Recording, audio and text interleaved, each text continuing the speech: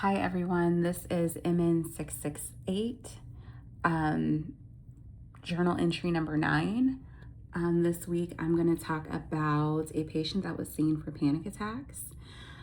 She was a 27-year-old female came in recently. She was having a couple episodes in the last 6 months. She had 2 hospitalizations for panic attacks. Her symptoms seemed to, or what she thought, they might have been cardiac related. So chest pain, heaviness on her chest, just typical things that you would normally see with a chest pain patient or someone who was going through cardiac issues. But they turned out to be negative, and nothing was wrong based on the tests that the emergency department did do.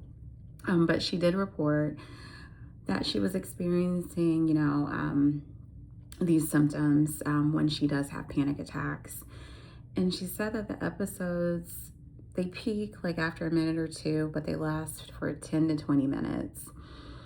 And she said that basically stress and her life, just things that are happening within life are causing these panic attacks, like worrying about,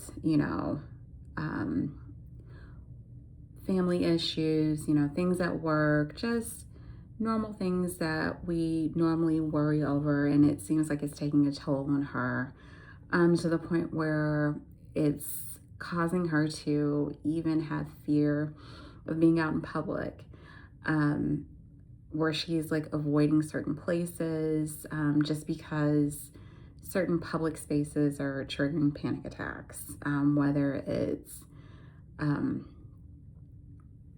taking public transportation, some of the grocery stores and even crowded spaces are causing these triggers. And it just, makes you realize that, we don't always have it together. And it is important to just look at what your triggers are, because anything can trigger or bring on stressful situations. It's about how we're able to navigate and push through those.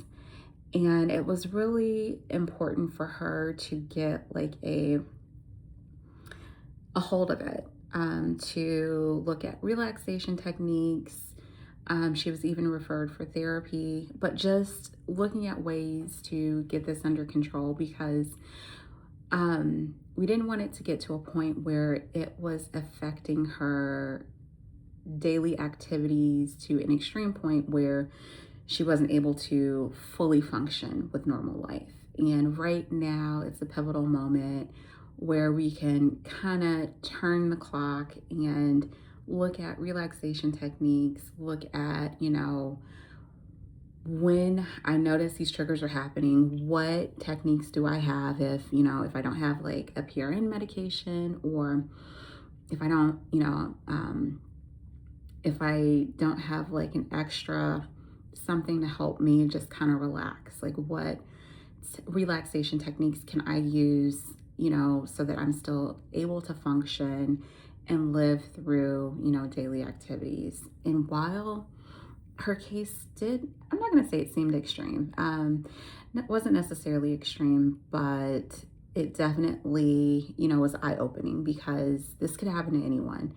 We all go through stressful situations. It's about how we handle them and looking at techniques that we can use in order to navigate through them, because life does bring us stress, and it's important in how you manage the stress, how you manage the anxiety, so that you're not bringing on these panic attacks, because they can be, life altering, and you don't want them to get to a point where they are controlling your life. And that was the biggest thing, getting techniques down so that she's still able to navigate through life and it's not controlling her. All right, I hope you enjoyed this journal. And I believe I have one more left to do. So you will see journal 10 at the end of this week. Thanks.